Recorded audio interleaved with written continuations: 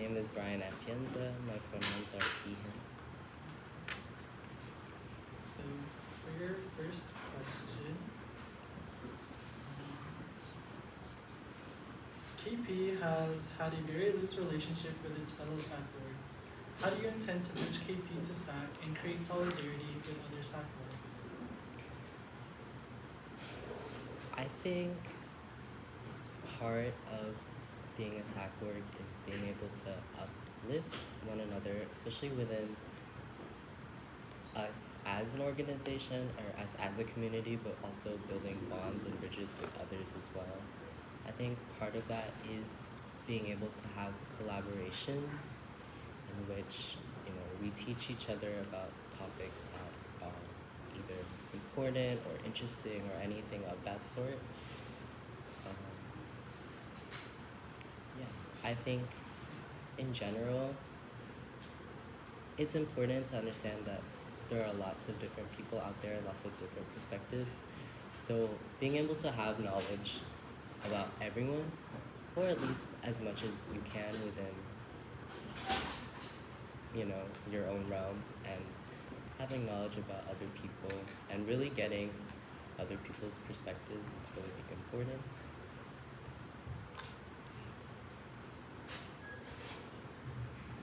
For your second question, social justice and critical dialogues can be difficult for folks new to social justice spaces to understand.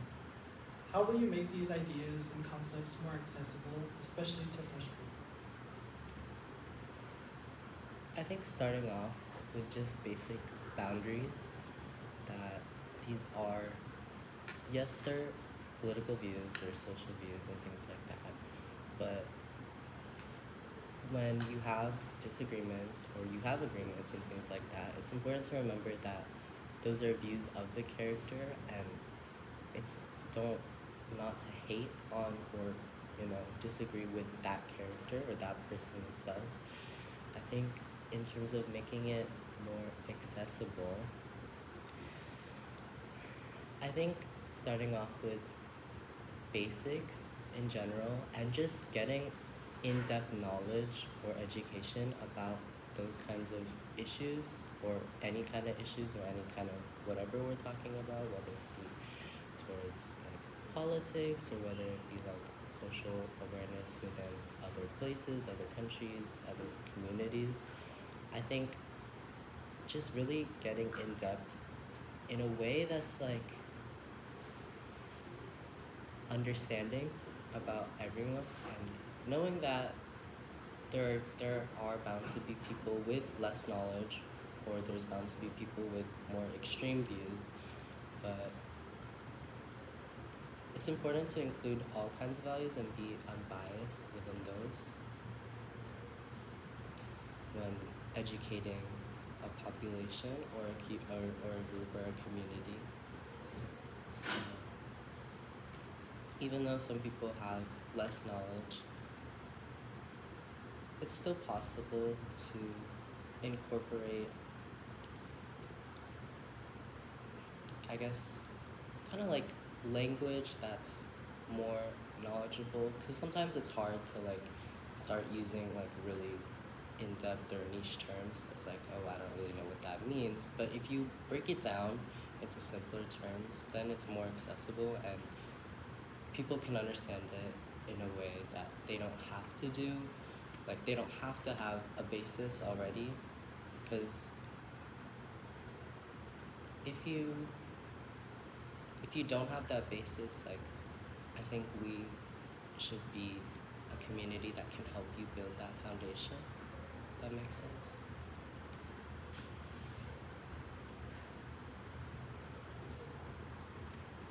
With the idea of bias, as social awareness coordinator, how can you avoid political polarization and unbiased arguments when you want to educate members on certain issues?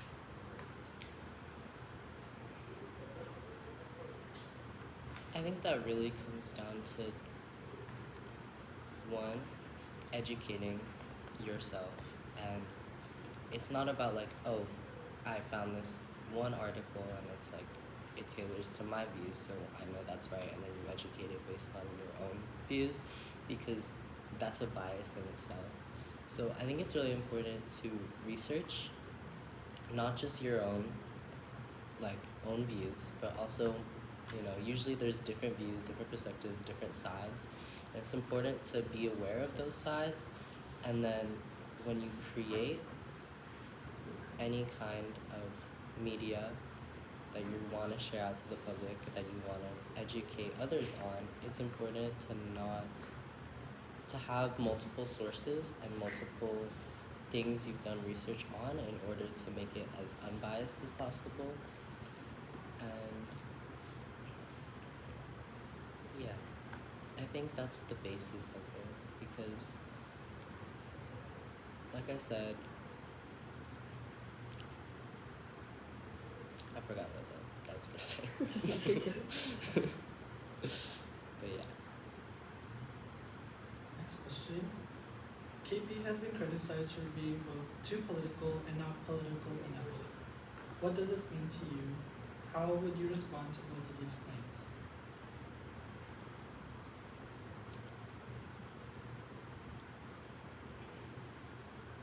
I think part of that is,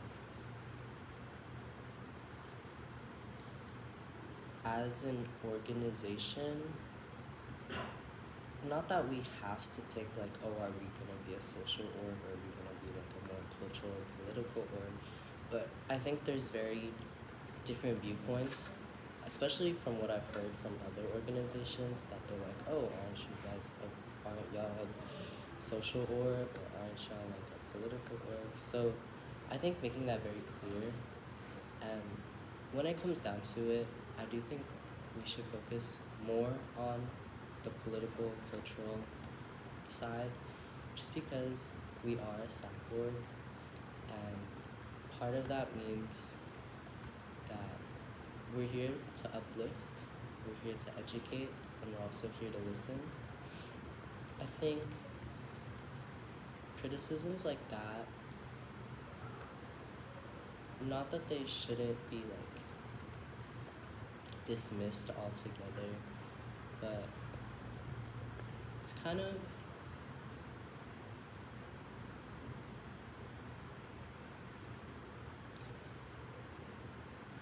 if we focus on building a community that not only is about being social and the social aspect, making friends, building connections, but also building that connection between us and the Philippines, us and our culture, the politics both here and in the Philippines, and connecting it in a way that makes sense to us, then I think we can start to get past that and realize that we are political, we are social, we are cultural, and yeah.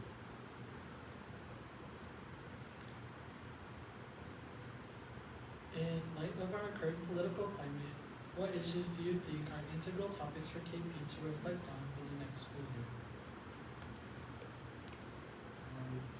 One big one I can think of is ideas of protest and activism, especially within our communities, within schools, universities, and I think that's a really big one, especially because a few years back, a lot of people were I feel like I have no power because we're young or whatever. A lot of people, and for me personally, in my high school, I feel like I have no power. But I think being able to advocate for each other, and then therefore advocate for the issues that we believe are affecting the world, I think that's how we do it in terms of activism and protests. I think some things, so there are other things that should be touched upon, specifically in relation to the Philippines and us, things like colorism or homophobia, transphobia, and just LGBTQ phobia in general. I think those are really important. And also things like racism. I think all those things are really important to not only talk about, but really go in depth with learning about. I think some people have a very general knowledge of like why this is happening, or maybe they believe it's not happening at all.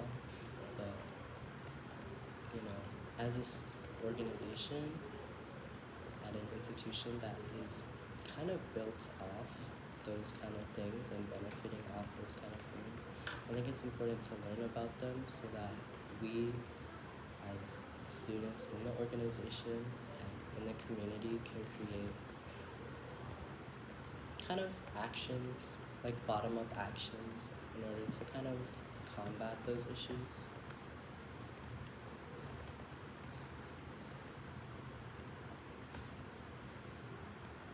We have less than 4 minutes left. Are you okay with answering one question? Yeah.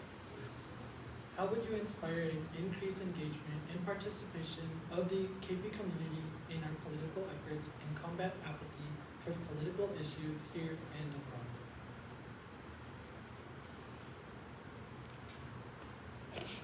That's another question. I think one big way is connection.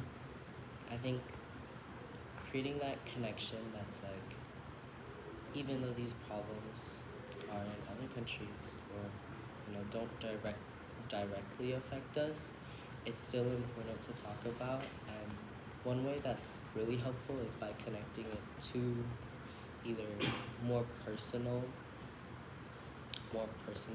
views or personal experiences, or connecting it in a way that's like, oh, this is important because this is happening in the US, and so this is how it's directly affecting us, and therefore, like, if you care about this, you probably will care about that as well, if that makes sense. What was the first part of the question? It's all one question. How would you inspire and increase the engagement and participation of the KP community in our political efforts and combat towards political issues here and abroad? Basically, how would you get people to engage and care more? And I also want to correct myself. You have a little over 5 minutes. Okay.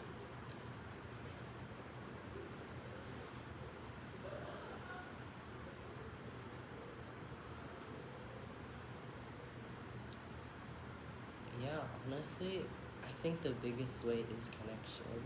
Connection in relations with issues that are happening here and other countries, but connection in the sense that it's like direct connection with each other, and creating bonds that are like, hey, like, this is something that's happening, like, do you want to come with me to like go support this, or do you want to help me create like a slideshow presentation for this, or hey, like, I really care about this, I really care about this issue, can we like as an organization like meet with another organization that like can help us like expand our perspective, or like maybe it'll change our perspective and things like that.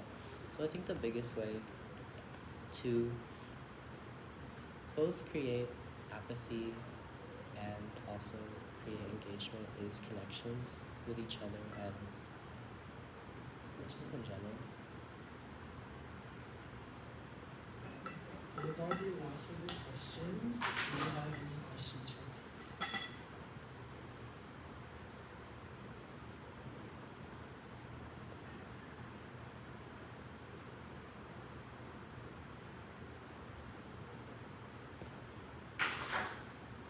Is there, hold on, I'm trying to think of how to say this.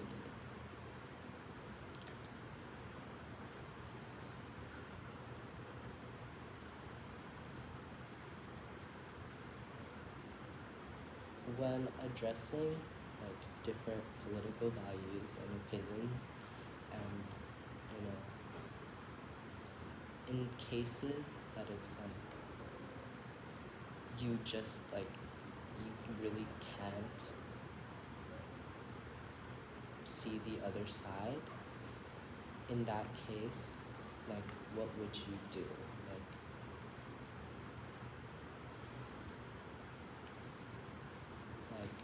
it's like in like a, let's say like someone really supports like a policy or something, and then but that policy like really negatively like affects like a group of population, that's like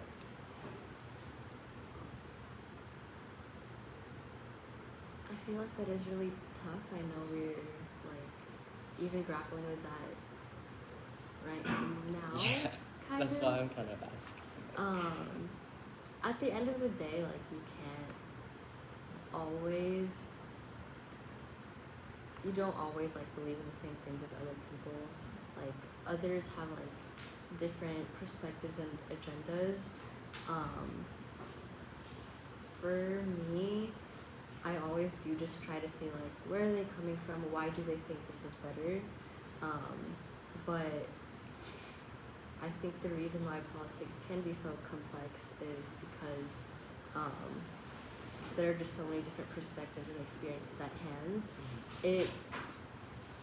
And as much as like I wouldn't want to like, even if I like really strongly disagree with someone, I feel like for me personally it's just really hard to, I guess, invalidate or not see the agreement, but there's like sometimes you just